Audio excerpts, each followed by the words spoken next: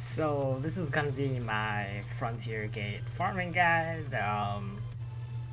Not necessarily have to have these units or spheres, but basically this is what I use to run Frontier Gate. So obviously we'll start with lead, Avant, Sacred Axe, Amenano Hoko.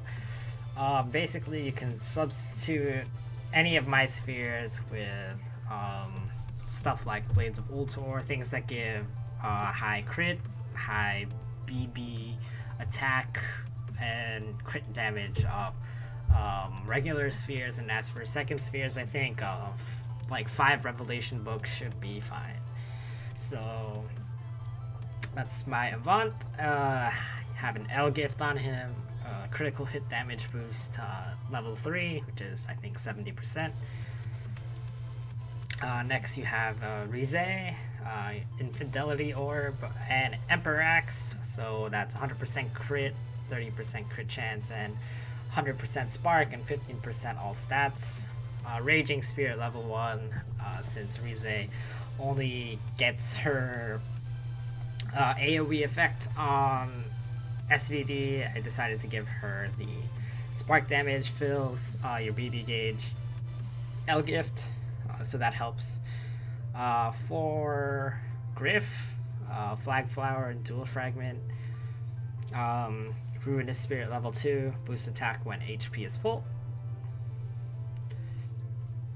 On my Mahalu, I have the flowers, Starflower and Godly Flower. Extra skill is Raging Memories level 2, spark damage, increase when sparks have exceeded a certain amount. I don't know how many sparks you need, but I was like, okay, this is good, put it in anyway. And Chrome also double flower, put Legendary Calamity level 1, which is elemental damage boost. And friend will be Sky Orb, Sacred Axe Avant, with Raging Blade level 2. I think that's 50% spark damage as well. And for the first part, full BB gauge on stage 1, that's like 9 times out of 10 unless you're going for some crazy strats. Frontier Gate take up a lot of time.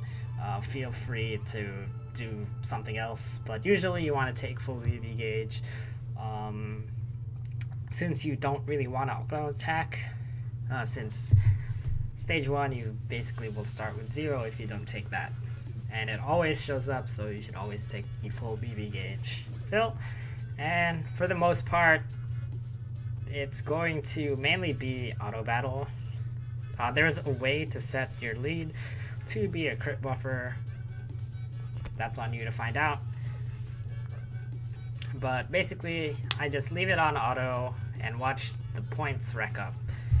Now don't expect a score, I guess, as high as I do without, I guess, using extra ultimate brave bursts and other stuff, but I guess for this video I'll show you how this team in particular I can get it to finish by stage 25 using pretty much whatever shows up for bonuses in each round. However, most teams would prefer to stop at around, I'd say, stage 20, because 20 to 25, the amount of effort you have to put in and the stuff that you get out of it really isn't worth the effort in my opinion. But if you're going for like a high score, those extra like 200, 300,000 points that you randomly pick up during those stages might be worth it, just to boost your score a little bit.